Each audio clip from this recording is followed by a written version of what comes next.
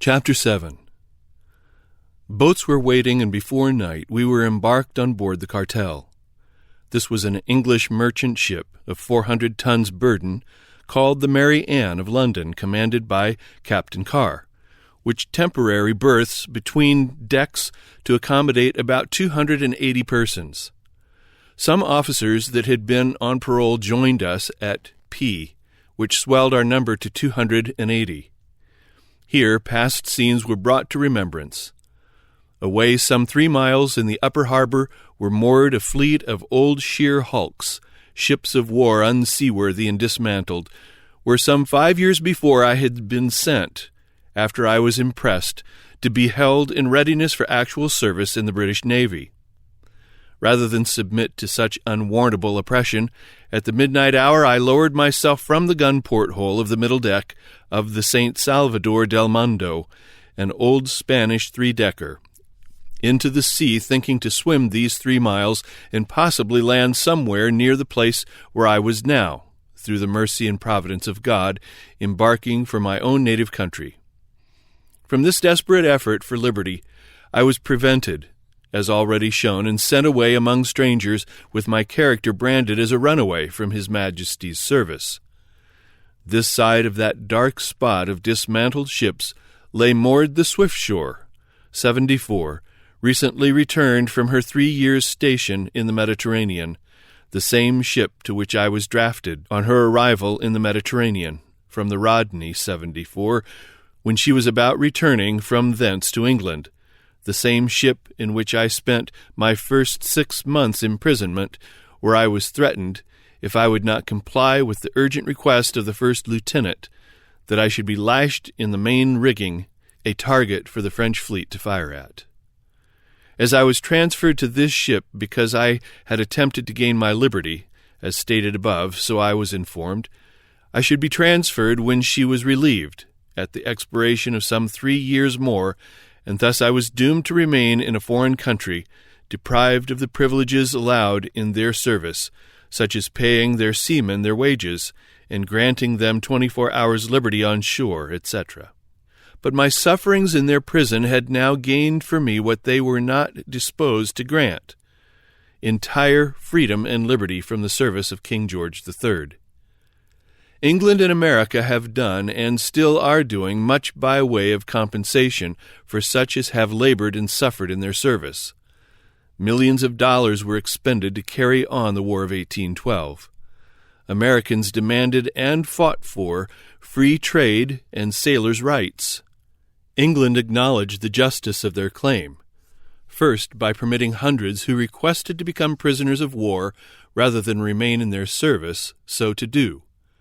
It was often stated that about 200 of this class of American prisoners were confined in Dartmoor. Secondly, by treaty of peace in 1815. But no remuneration was ever allowed for depriving us of our liberty and unjustly retaining us to fight their battles, except the small allowance of wages which they were disposed to grant. I was required to do the duty of an able seaman the last part of my service, and was told that I was so rated where I was stationed on the maintop. While a prisoner of war in 1813, the Navy agent paid me $62.71. This, including my coarse, cheap wearing apparel, for a mild climate, served me from what the officers call the sailor's slop chest, was all the compensation England allowed me for my services for 2 years and a half, after which they held me a prisoner of war 2.5 years longer, treating and regarding me in the same manner without any mitigation or favor as those of our countrymen who were taken in privateers or in battle. But if England feels disposed at this late hour of my sojourn here to do me justice, it will be very acceptable. Our berths on board the Cartel were much crowded together, and were prepared for both sleeping and eating with a narrow passway just wide enough to admit of our passing up on deck and down rank and file. The next morning we weighed our anchor and passed out of the harbor under a cloud of sail with a fair wind. Very soon we took our departure from Old England, and were glad enough to find ourselves in the wide ocean steering westward. Nothing worthy of note occurred on board until we reached the eastern edge of the celebrated banks of Newfoundland, except the little sea larks which came fluttering in our wake, seemingly overjoyed to find another ship and her company on the ocean, from which they could obtain their daily allowance of food. How they rest in the night, if they do at all, is the marvel. Sailors call them Mother Carey's chickens, perhaps in honor of a good old lady by that name, for her kind care and sympathy for poor sailors.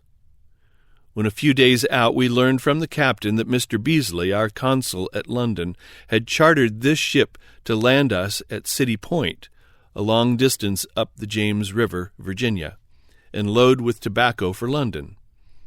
We considered this a cruel and unwarrantable act of Mr. B's, for only about 6 of our number would be accommodated, while the rest would have to travel hundreds of miles to reach their homes in New York and New England, if they could beg their way. We expostulated with the captain, but he declared he would not deviate from his charter to land us at any other place. The prisoners declared, on the other hand, that his ship should never carry us to City Point, whereupon arrangements were soon made among us in a private manner, in case of a revolution in our floating castle, who the captain and officers should be. As we approached the eastern edge of the banks of Newfoundland, about 2/3 of the distance across the Atlantic Ocean, I found we were in the place where I was shipwrecked by the ice several years before, as related in a previous chapter. As this perilous place became the topic of conversation, we learned that a number among us had experienced like difficulties in passing over these banks in the spring season of the year. Captain Carr said he had made 15 voyages to Newfoundland and never had seen any ice, and he did not believe there was any in our way. In the afternoon we saw a large patch of sheet ice. We asked the captain what he called that. He acknowledged that it was ice. As the night set in, the wind increased to a gale from the east. Captain Carr, unmindful of all that had been said to him respecting the danger of ice in our track, still kept the ship scudding before the gale under a close-reefed main topsail and foresails, determined to have his own way rather than lay by until morning, as suggested by some of the prisoners. Some 30 of us, unwilling to trust to the captain's judgment, took our position on the bow and bowsprit of the ship to look out for ice. At midnight the ship was driving furiously before the gale and storm, evidently without any hope of our having time to avoid ice if we should see it, and in danger of being dashed in pieces without a moment's warning. We also felt a marked change in the air. In this dilemma, we decided to take the ship from the captain and heave her to. We found him at the quarterdeck conning the ship. We briefly stated our dangerous position and told him that about 300 souls were at the mercy of his will, and now, if he did not round his ship to, we would do it for him. Seeing our determination to act in this matter immediately, he cried out to his crew, "Round in the larboard main brace! Put the helm a-starboard!" This laid the main topsail to the mast, and let the ship come by the wind. This being done, the onward progress of the ship was stayed until the dawn of the morning, which showed us how narrowly we had escaped with our lives. Large islands of ice lay right in our track, and if we had continued to run before the gale, we should have been in the midst of them, in imminent danger of being dashed in pieces. The willfulness of Captain Carr was now evident to all, and the course we pursued in requiring him to heave the ship to was also justifiable. And after the ship was again turned on her onward course, and passing these huge islands of ice, we were all stirred to watch until we had passed the banks and were again safe in the fathomless ocean. These bodies of ice had the appearance of large cities in the distance, and had it not been for our forethought, would in all probability have been the cause of our immediate destruction. Moreover, a large majority of us were satisfied that this was the best time to take the ship from the captain and proceed to New York or Boston, from whence we would more readily reach our homes. For we had decided and declared, as before stated to Captain Carr, that his ship should never take us to City Point, Virginia, where his charter party required him to land us. Having passed beyond all danger from ice, the most difficult point for us to decide was which of the 2 ports we should steer for if we took the ship. Suddenly and unexpectedly, one of our company placed himself amidship upon the main hatchway, and with a stentorian voice cried out, "All you that are for New York, go on the starboard side of the ship, and all that are for Boston, go on the larboard side." Sides were immediately taken, when it was declared that the greatest number were on the starboard side. Hence, the ship was bound for New York. Captain Carr stood in our midst, near by the man at the wheel, gazing at this unlooked-for and strange movement, when suddenly one of our number took the wheel from the helmsman. Captain Carr demanded that he should leave it immediately, and ordered his man to take the helm again. A number of us also urged our friend to take the helm, assuring him that we would protect him. At this, Captain C. became very much enraged, saying what he would do with us if he had a crew able to cope with us. But he saw that resistance was vain. We had taken possession of the helm. The ship therefore would no longer be steered by his direction. Seeing what was done, he called us a rabble, rough alley, etc., for taking his ship from him on the high seas, and wished to know what we were going to do with her, and who was to be the captain. Captain Connor of Philadelphia was lifted up by those who stood near him and placed with his feet on the head of the capstan, a cylinder 4 feet high with levers to weigh the anchors, etc. "There is our captain," cried the multitude. Said Captain Carr, "Are you going to take charge of my ship, Captain Connor?" "No, sir," was the reply.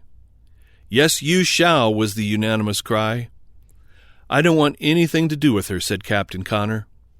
"You shall," was the loud cry, "or we will throw you overboard." "You hear what they say, Captain Carr? What shall I do?" Take her, Captain Connor," said the English commander. This being settled, Captain Carr began to call us hard names again. Some that stood near him advised him to cease and get down into his cabin as soon as possible, out of the way of danger. He did so, and order was soon restored. Captain Connor took charge of the ship, and named 3 officers for mates. A number of us volunteered as sailors to man the ship, and we were divided into 3 watches, that every advantage might be taken to urge our ship onward for the port of New York under all the sail she could bear. Captain Carr and crew had their liberty and were treated kindly, but they were not allowed to interfere with the sailing of the ship. He declared that if the vessel ever arrived in the States, he would have us all arraigned before the United States court for taking his ship from him on the high seas. The idea of being deprived of our liberty and arraigned before our country for trial in this case, on our arrival, troubled us some. Nevertheless, we were resolved to keep charge until we arrived. A ship was seen bearing down toward us with American colors flying. We hoisted English colors. It was a rare sight to see one of our own country's ships, with the stars and stripes floating at her peak. As she came riding triumphantly within speaking distance by our side, the cry was given, "What ship is that? Where are you from? And where bound to?" Answer, "From the United States, bound to Europe." "What ship is that?" Answer, "The Mary Ann of London, a cartel with American prisoners from Dartmoor, England, bound to the United States." A few more inquiries, and as each ship filed away for its onward voyage, we gave them 3 loud cheers. So glad were we to see the face of someone from our native country afloat on the wide ocean. About 10 days after the Revolution, or time that we took the ship, we saw the land looming in the distance before us. As we drew near the coast, we learned to our great joy that it was Block Island, Rhode Island, about 40 miles from our home. Sailboats were now pushing out from the land to get the first opportunity to pilot us in. Some of our number thought this would be a rare chance for them to go on shore in their boats, and so got up their hammocks and bags, waiting to jump aboard when they should come along. A heavy squall was now rising out of the northwest, so the topsails were clewed down, and many hands were on the yards reefing them. As the boats came sheering up to our side, the men on the topsail yards cried out, "Don't you come here, for we have got the plague on board." The men that were in waiting for them declared that we had nothing of the kind, and bade them come alongside.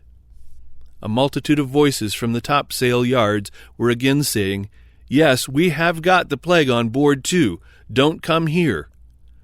The boats immediately hauled their wind and steered for the land.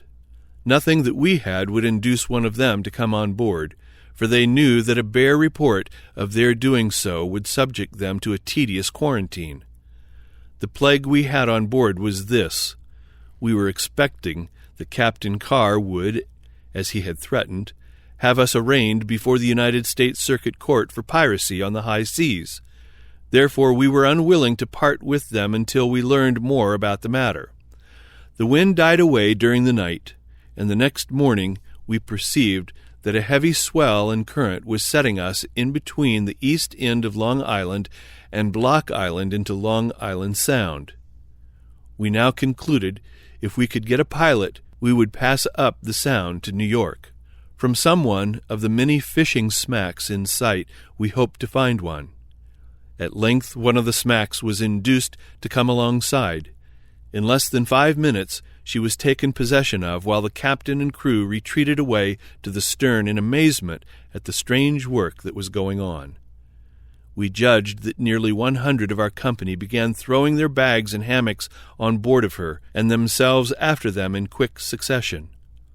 They then cast off from the ship, gave us 3 cheers, and bore away for Newport, Rhode Island, before we could learn their object. They had no idea of being brought to trial for piracy on the high seas by Captain Carr. As the wind was now unfavorable to proceed to New York, we concluded to go to New London, Connecticut, at which port we arrived the next forenoon and anchored off the wharf before the town, 6 weeks from Plymouth in England.